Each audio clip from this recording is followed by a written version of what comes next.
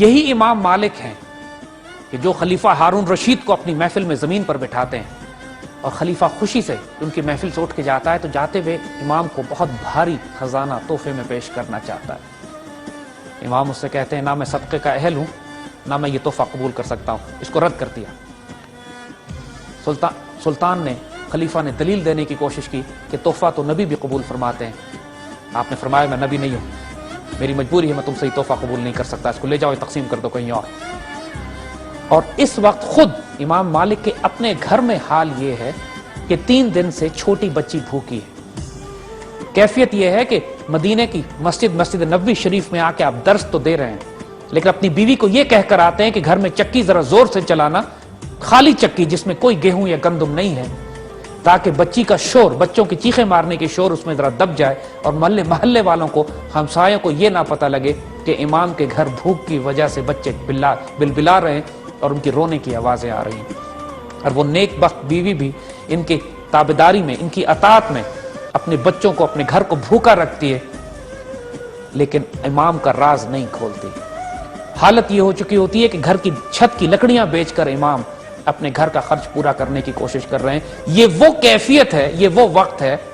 کہ جب خلیفہ وقت آپ کے پاس نیچے بیٹھا ہوا ہے، اشرفیوں کے توڑے آپ کے آگے رکھ رہا ہے اور آپ کے آگے ہاتھ جوڑ رہا ہے کہ آپ اس میں سے کچھ قبول کر لیں، اور یہ درویش وقت جوتوں کی ٹھوکروں میں ان کو نکال کر پرے کرتا ہے۔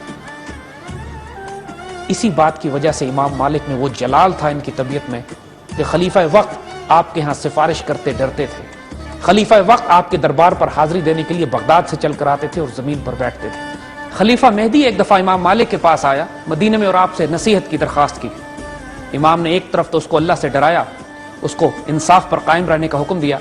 پھر حضور صلی اللہ علیہ وآلہ وسلم کی اس حدیث شریف کے مطابق اس میں حضور نے فرمایا تھا کہ میں ہجرت کر کے مدینے آؤں گا، مدینے میں قیام کروں گا، مدینے میں انتقال کروں گا، اور اہل مدینہ میرے ہمسائے ہیں، ان کا دھیان رکھنے کا حضور صلی اللہ علیہ وآلہ وسلم نے حکم دیا تھا۔ اس حوالے سے امام مالک نے یہ حدیث اس خلیفہ مہدی کو سنا کر اس کو نصیحت کی کہ اہل مدینہ پر رحم کیا کرو، ان کے ساتھ نرمی کیا کرو، ان کے ساتھ سختی کا معاملہ کبھی نہ کرنا، کہ یہ حضور کے ہمسائے ہیں اور جو حضور کے ہمسایوں کے ساتھ اچھا سلوک کرے گا آخرت میں حضور صلی اللہ علیہ وآلہ وسلم کی شفاعت کا مستحق ٹھہرے گا۔ خلیفہ مہدی یہ سن کر رو پڑا، اور تاریخ میں اس کے بعد دیکھا گیا کہ لطف و کرم کی انتہا کر دی مہدی نے اہل مدینہ پر، کہ مسلمان تاریخ میں یہ مثال بن گئی کہ کس طرح اہل مدینہ کے ساتھ نرمی کرنی چاہیے، ان سے محبت اور پیار کا معاملہ کرنا چاہیے۔ خلیفہ مدینے کی گلیوں میں چلتا پھرتا تھا، مدینے کا طواف کرتا پھرتا تھا اور باواز بلند آواز لگا کے کہتا تھا کہ مجھ کو امام مالک نے بچا لیا، مجھ کو امام مالک نے مجھ پر احسان کیا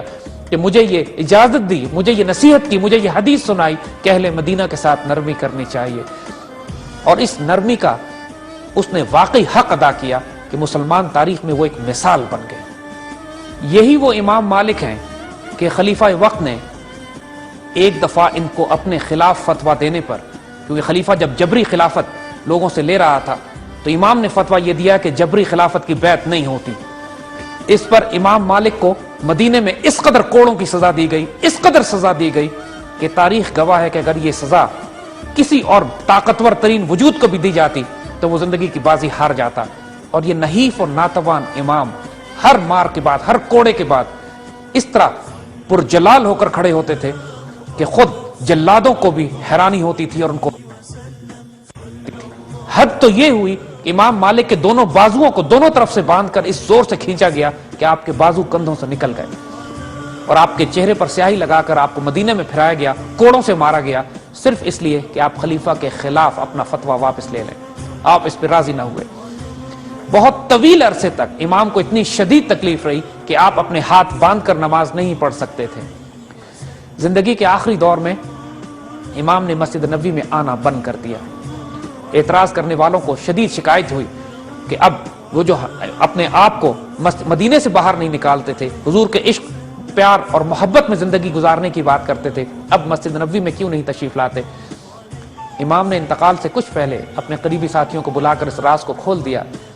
کہ میں نے ساری زندگی کبھی مسجد نبوی میں بغیر وضو قدم نہیں رکھا، اور میں اس کو بے ادبی کے خلاف سمجھتا ہوں کہ میں حضور کے روضے کے پاس بغیر وضو جاؤں۔ اب مجھے بیماری ایسی لگ گئی ہے کہ میرا وضو قائم نہیں رہتا، اور اسی شرمندگی کی وجہ سے میں مسجد نبوی میں داخل نہیں ہو سکتا، اور میں اپنا راز آج تمہارے سامنے کھولتا ہوں۔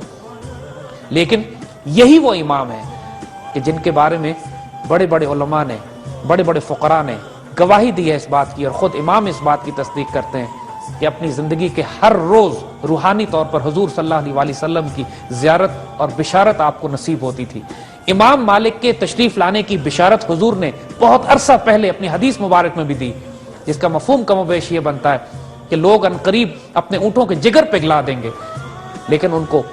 کہیں سے علم نہیں ملے گا سوائے اس عالم مدینہ کے جو مدینہ میں بیٹھ کر علم کو تقسیم کرے گا۔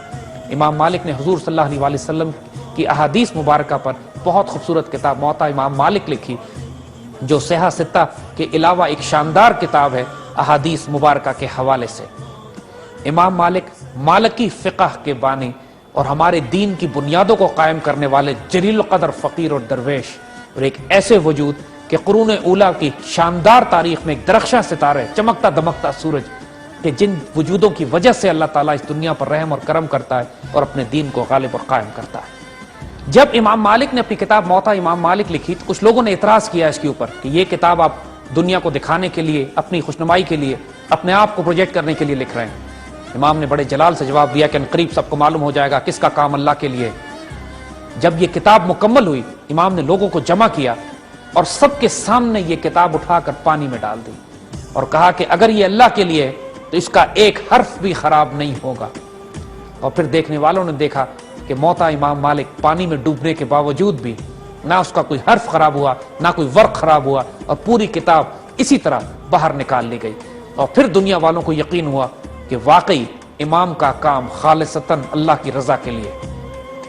یہ حیرت انگیز روحانی وجود اپنے وقت کے ولی کامل، اپنے وقت کے جلیل القدر درویش اور فقیر، اور ایسے پرجلال عالم کہ جن کے سامنے خلفائے وقت بھی کانپتے تھے۔ یہ وہ کردار تھا ہمارے علماء کا۔ قرون اولیٰ کی رومانٹسزم ہے ہی نہیں وجودوں کی وجہ سے۔ ایک طرف اگر خالد بن ولید ہیں، سعد بن ابی وقاص ہیں، عمر بن عاص ہیں، طارق بن زیاد ہیں، اور قتیبہ بن مسلم جیسے مجاہدین ہیں، تو دوسری طرف احمد بن حنبل، مالک، شافعی اور ابو حنیفہ جیسے فقراء بھی ہیں، اور جنید بغدادی، حسن بصری، شیخ عبد القادر جیلانی اور بایزید بستامی جیسے عارف، درویش، اولیاء کاملین، جو فقر اور طریقت کی راہ میں درخشاں ستارے اور چمکتے دمکتے سورج۔